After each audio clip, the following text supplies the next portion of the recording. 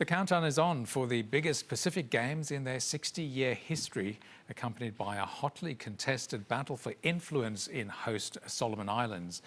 While the Solomons has been busy preparing for the arrival of 5,000 athletes and officials from across the region, key donors Australia and China have been engaging in a geopolitical struggle for influence. Giving it all for the spectacle of their lifetime. Opening ceremony rehearsals for the Pacific Games in Solomon Islands. The centrepiece, a bold architectural statement by both Solomon Islands and Chinese governments. We're so proud of it, and it makes us excited to have this kind of facility in our country. A 10,000-seat national stadium, the country's biggest ever infrastructure project, opened with much fanfare by Prime Minister Manasseh Sogavare. This $120 million infrastructure showcase was built and donated by China for the Games.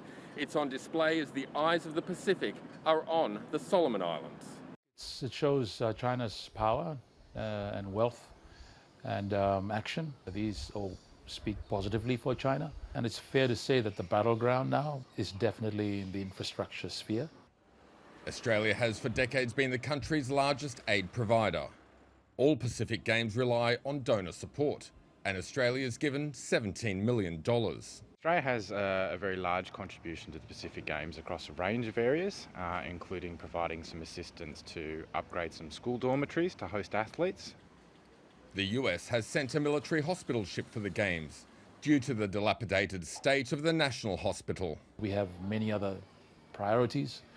I'm talking here about hospitals and clinics. Solomons switched diplomatic recognition from Taiwan to China in 2019. A controversial security pact last year caught Australia and the US off guard, sparking a development and security partner status battle. I think in the Solomons, we look at China, we look at Australia, United States, they're all equal partners assisting this country. A strong police presence on the streets of Honiara, now heavily reinforced by Australia. Of 1,000 foreign security personnel, Australia has 150 federal police, 350 soldiers and a warship in the capital. And the cost? Well, I don't have the financial figures, but I can tell you Australia is very happy as Solomon Islands' primary security partner to provide a safe and secure Games. China has 22 police on ground. It's all to a mixed response. It's a bit of an overkill currently. I wouldn't agree with that assessment. The Chinese embassy declined SBS interview requests, saying it's too busy with Games preparations. This is our time. Right now, sport is the focus, and Solomon Islands is the winner.